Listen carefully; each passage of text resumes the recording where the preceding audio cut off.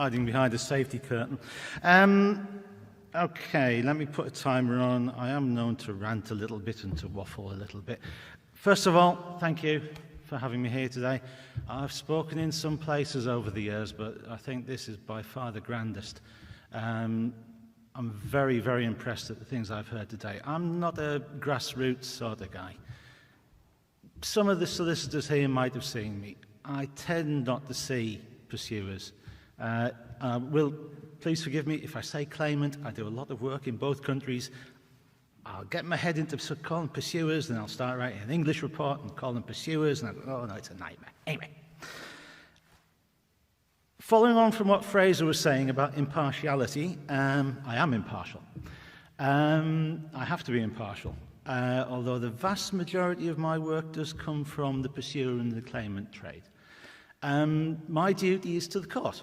I provide expert evidence in terms of knowledge and exposure to asbestos.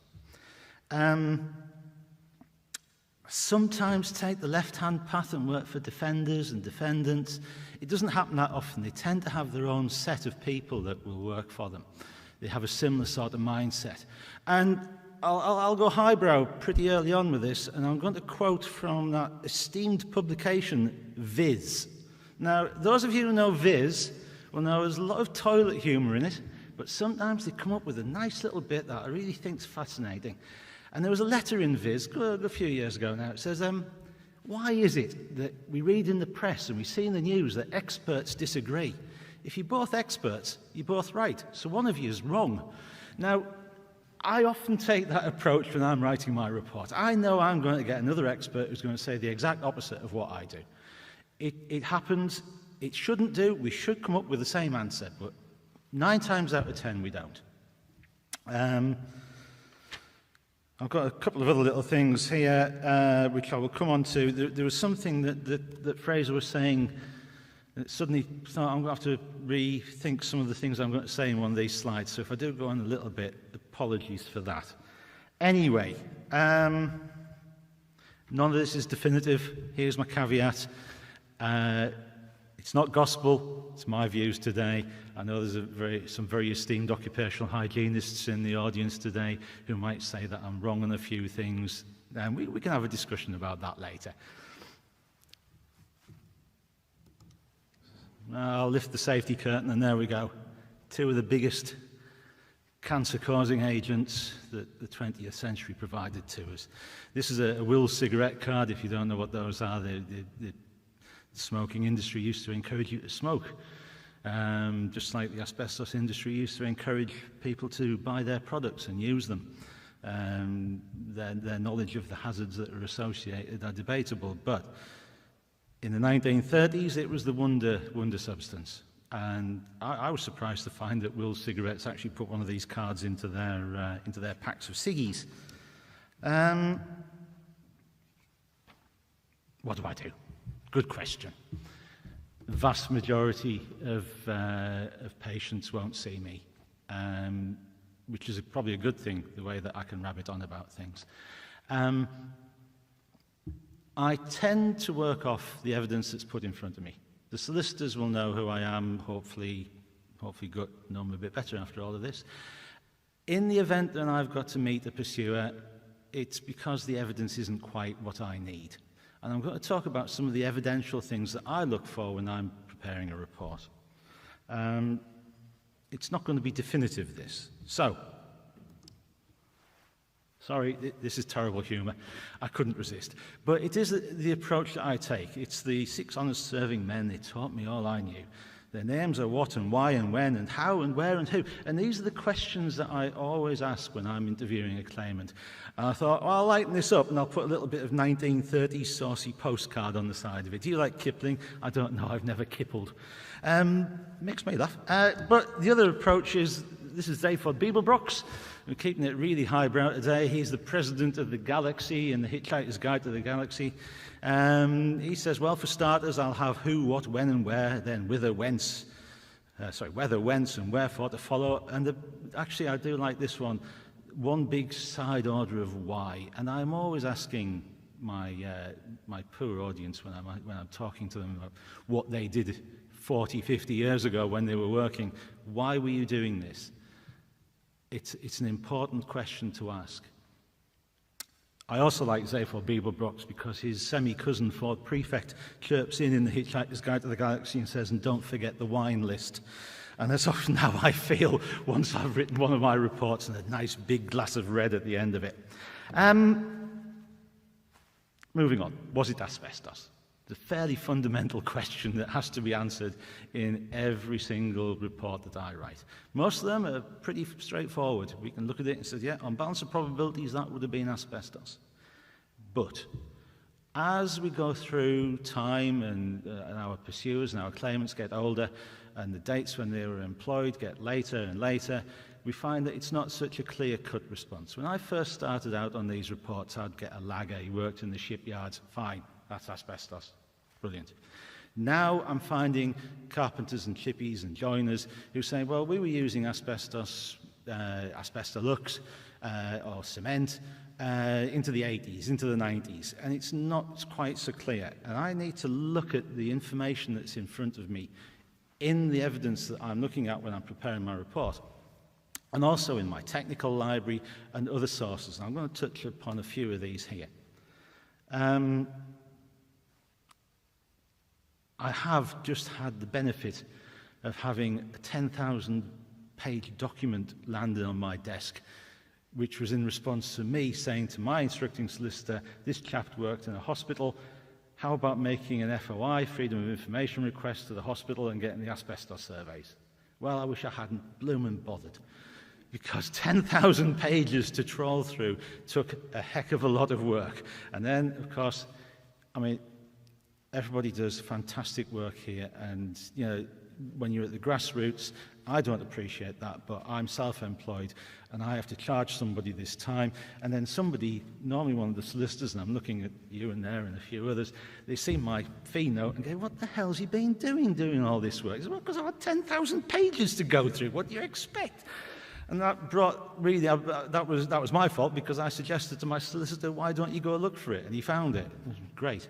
And then the other expert on the other side kind of poo-pooed it. And I thought, well, how can you poo-poo that? There's plenty of asbestos. And we all ended up covered in poo-poo.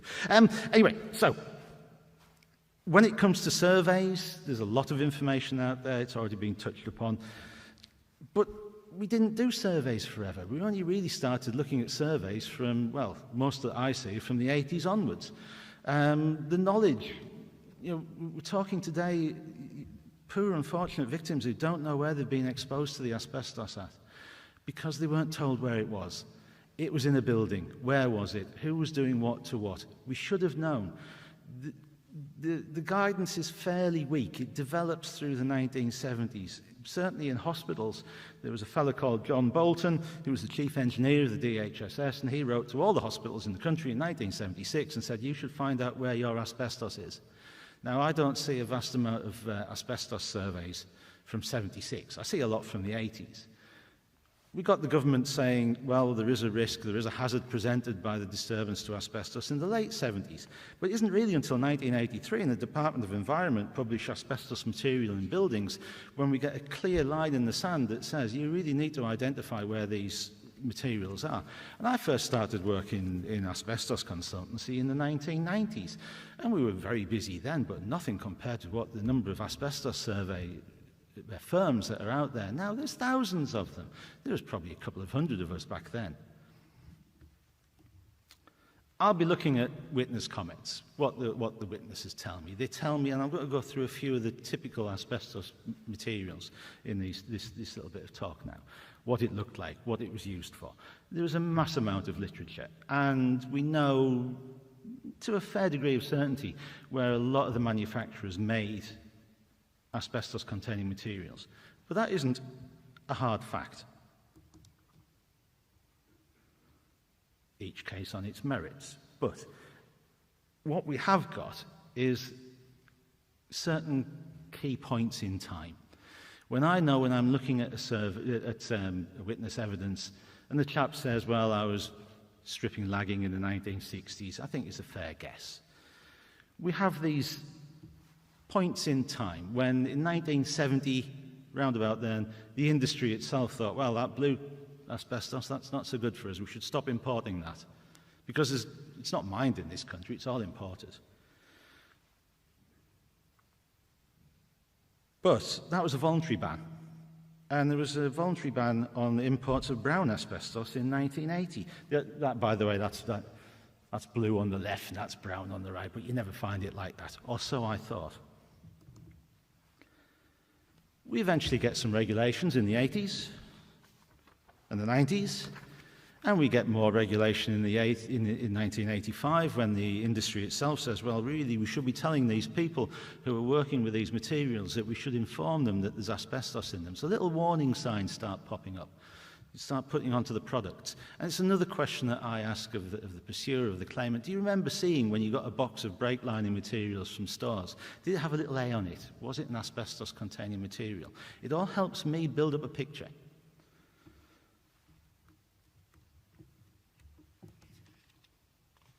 Didn't want to leave white asbestos out there. There's chrysotile. But we didn't actually have a ban until 1999. And I've got documents that suggest that asbestos cement was still being manufactured up till then. There were certain exceptions. One of them, the one that comes to mind, is packings, Klinger gaskets. I've got a material hazard data sheet from Klinger gaskets. It's dated January 2006 for an asbestos-containing material. They were still manufacturing it under certain exemptions. Very limited applications, though. But these things are all in my mind when I'm doing my reporting. Was it a material that had asbestos in it? This isn't a minor exception. This is eBay. This is chrysidolite. This is the worst type that you're going to get. I mean, it's all bad stuff. This fellow was selling it on eBay. What's that, 90 grams of it?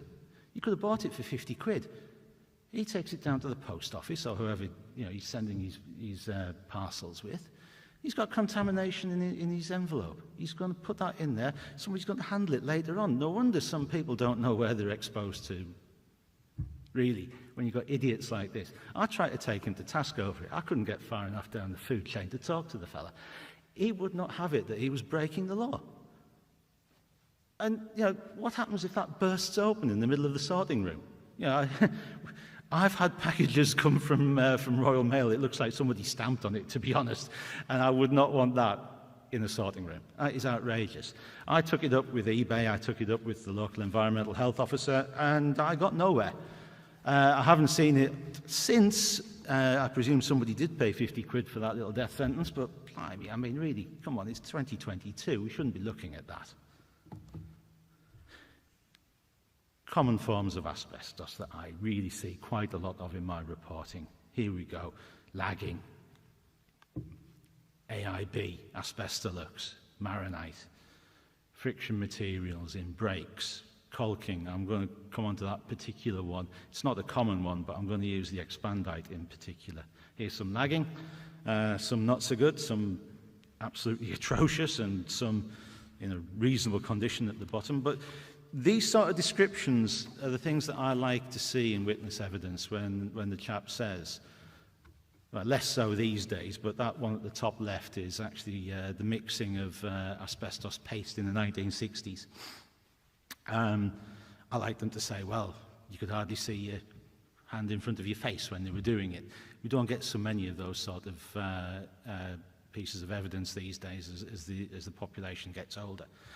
What we do get is people saying, well, there was lagged pipes and they were in an atrocious state, like these ones, bits hanging off. Rarely do I get one saying, well, we knew it was asbestos because somebody told me it was asbestos, and we kept clear of it, and it had a nice encapsulation like the picture on the bottom right.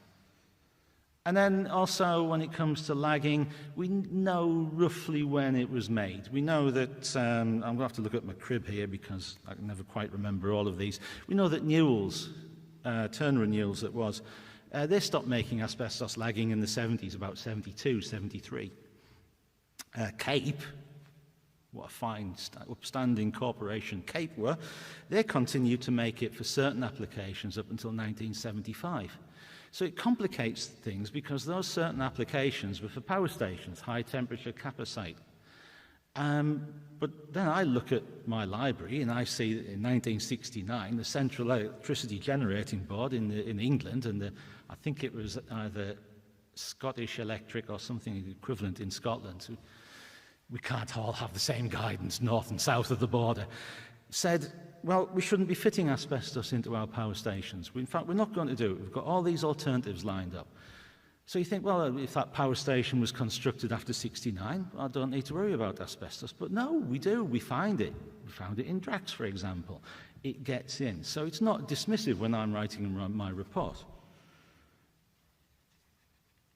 Of course, I've got one at the moment. I think the chap has got slightly confused in that he was telling me through his statement that he saw people mixing lagging in the 1960s that was pink. Now, I think he might have his dates mixed up. I haven't gone back to him yet, but the industry wasn't completely foolish. They realised that they had to identify what an asbestos-free lagging material was going to look like. So they made the magnesia, which is the water mix, made it pink, so you could tell that it wasn't asbestos. They made the sections that were fitted in power stations yellow. So again, you could recognise it. I'm not quite sure what this fella's telling me in the 1960s when he saw pink lagging. I think he's got his dates wrong, but I don't know. Asbestolux, wonderful stuff.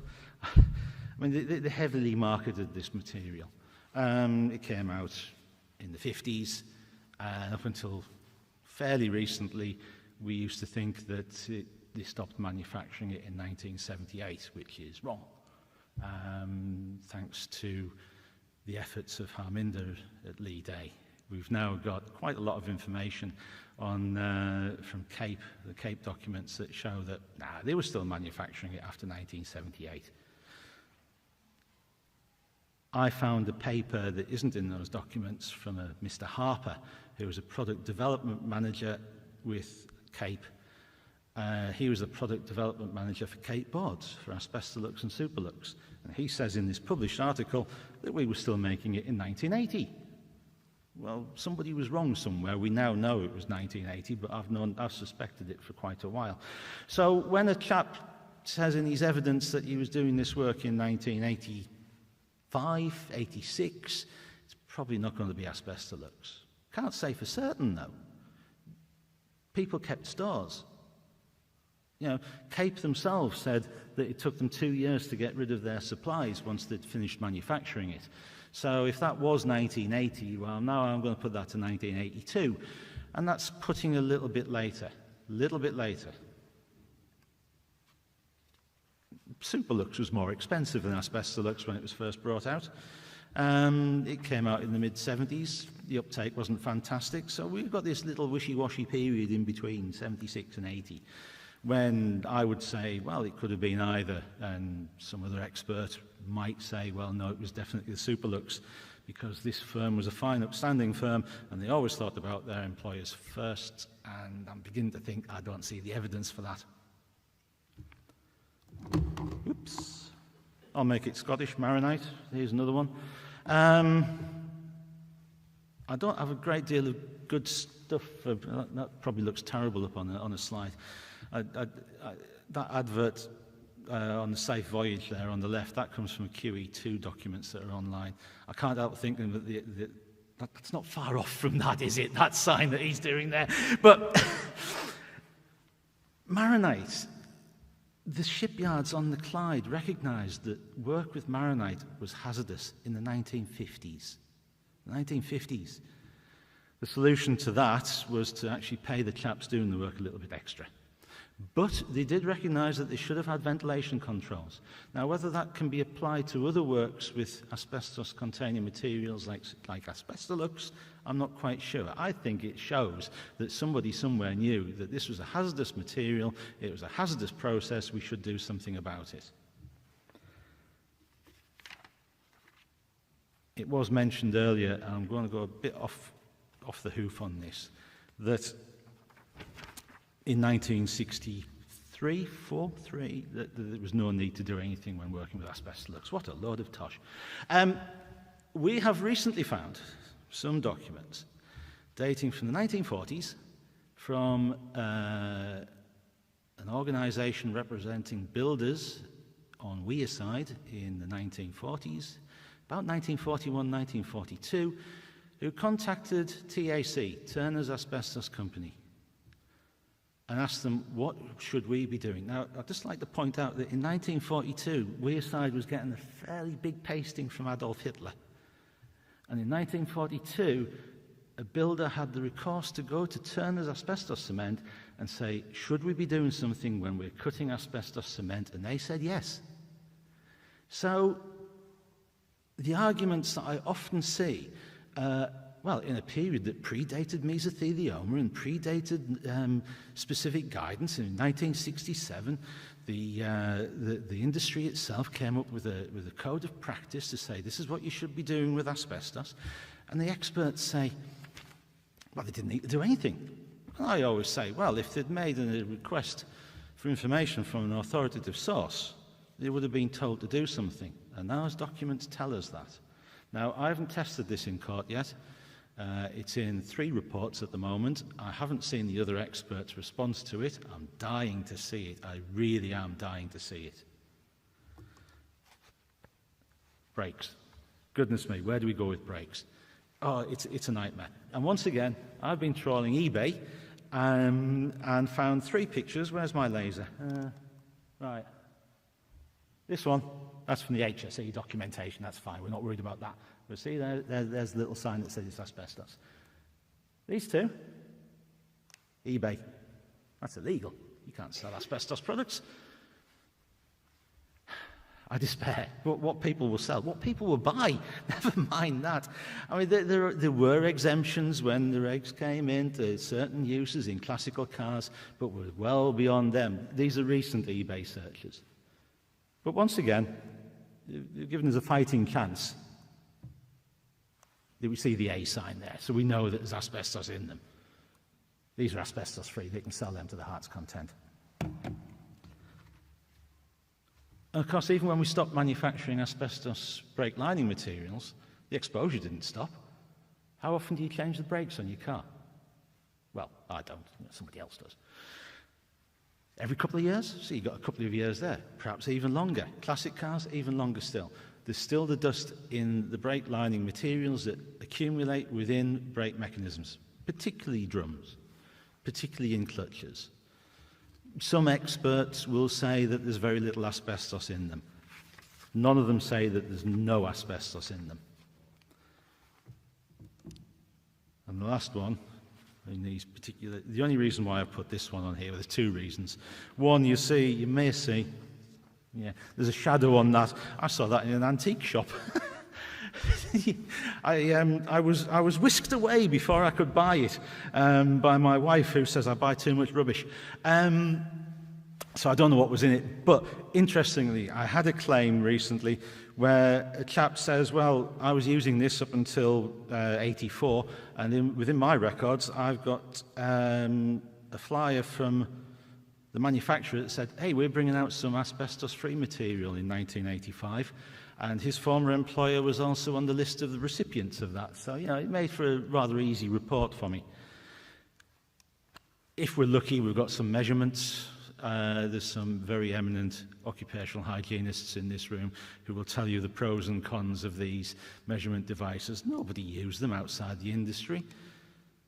They might have used the bottom right one, which certainly Harry's used in his seminal paper, and we think Cape and Turner's probably did in, those of you who've seen the Concept 70 exposure data, we think that's possibly where some of those measurements came from. They grabbed samples. Perfectly acceptable, that one in the bottom right, despite what some other people say, was recommended in the measurement guidance in TDN 13. I know I'm going on a little bit, but I've got a few other ones to go. This is the sort of device that we're looking at. I rarely see defendants providing me with measurement data taken with devices like this. I do every now and then. Got one from ICI. It's very useful. Dusty conditions. there's two dusty conditions both being measured. I'm told that the guy on the left is Dr. Leithart. He's measuring with a precipitator. That's lagging mixing. That chap who's mixing it, you can't see in the photograph, but he's not wearing a respirator. Now, from 1945 at least, the factory inspectorate was telling men to put the respirator on when they're mixing lagging. The one on the right, I'm led to believe, could be a factory inspector or a specialist inspector. So what? He's an idiot. He's letting himself stand in the middle of somebody mixing lagging. Now, why didn't he tell the guy on his left to put a mask on, for one thing? We don't know for sure that he's an inspector. We have a suspicion. Some experts will say, isn't he tried to use that against me? And they say, what, in 1972, even the factory inspector didn't care? Well, we've talked a lot about meso today. The threshold, the doctors will tell you the threshold of exposure for causation is very, very, very low. I'm not even worried about hygiene levels at these points or dose related for a meso victim.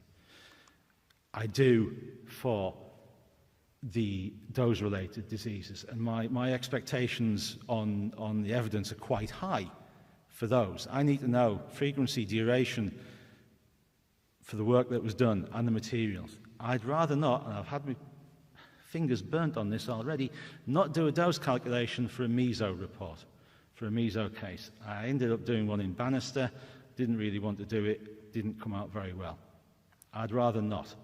So whilst I will say I want this gold standard of evidence for my dose related, I don't want them for the meso report, because I want to say in my report, well, there's insufficient evidence, so I can't do a dose report. That doesn't stop many experts from doing it. This is the definition. What is it? Well, that's what the textbooks tell us.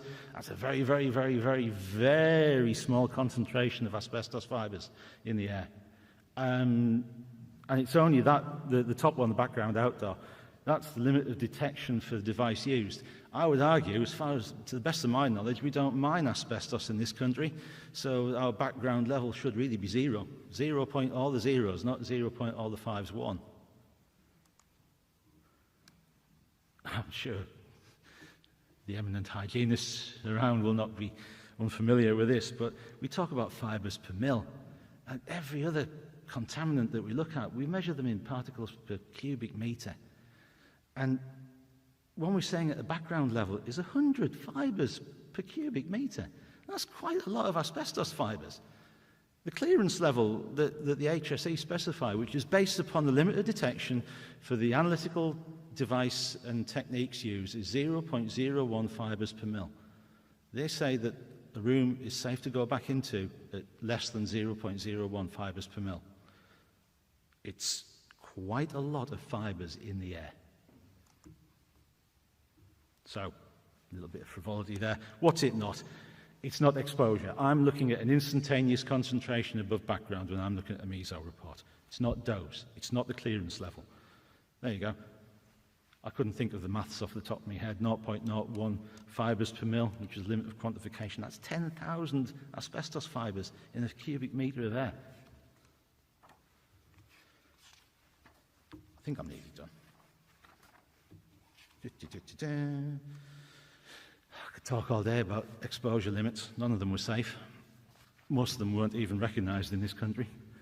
To devices that weren't adopted in this country, and yet we'll find arguments being made to say that, and I have seen it, not recently, but I used to see it about 5 years ago, that even for lagging work, and you saw the conditions that those laggers were working in just from those two photographs, that was acceptable because once they calculated through the exposure data and transferred it and compared it and converted it to different units, then it would have been below that exposure limit, which we didn't really adopt in this country, that we were given by the Americans in the 1960s, was below that limit, which is rubbish because the standards of the day were to minimise that dust exposure, give them ventilation. If you can't do anything, at least give them a mask. And when I'm talking about masks, I'm not talking about those face coverings that we've had to wear for the last couple of years. I'm talking about a proper respirator that's fitted around the face. I've spoken enough. I've ranted. Have I done my half hour? I think I probably have. I'm just going to leave you with this. You can say there's an analogy here, perhaps. This is Asbestos Man, a little-known supervillain from the 1960s who fought the Fantastic Four in one episode in a rather expensive comic. I haven't got this. I wish I had. This is a copy from somebody else's copy of it. They go for thousands, some of these comics. Asbestos Man, there we go, that's my half hour. He said, look at me, I'm great. He made this suit out of, what was it? It was chrysotile. Okay, so he got the least bad of them all. He made this suit, and he could repel all these flames. The Human Torch says, oh, I'm impressed, yeah, that's good, yeah. But no man's invulnerable. And read into this what you will. What the Human Torch did was he burned all the oxygen out of the room. And Asbestos Man asphyxiated and fell down, and he beat him a different way. Read into that what you will, ladies and gentlemen. Read what you will. It's a sad story of Asbestos Man. He did eventually die of lung cancer. He didn't betray, Marvel didn't think we should do so the responsible thing and show how bad this stuff is. It was mentioned inside passing. There was an asbestos lady. We did have equality in the 1960s, not a great deal of it. Asbestos lady, similarly attired in an asbestos suit. She died of something called idiopathic mesothelioma. Now, that's a cop-out, isn't it, ladies and gentlemen? We know what causes meso. Idiopathic. That means that they didn't know what the cause was. Goodness me. I'm just going to leave you with that one. You may think, may I be excused, my brain is full. I have ranted a little bit. I've tried to pitch it to you because some of you people, you don't want to know what I do. Some of you people want to know what I do when you look at my fee notes. I've tried to make it fairly light-hearted. Unfortunately, I'm not going to be hanging around for very long afterwards, but certainly I'm at the end of a telephone line, I'm at the end of an email. I'll try and field questions if I can, if it's quick, and if I like you, and I like all of you. Thank you very much for listening.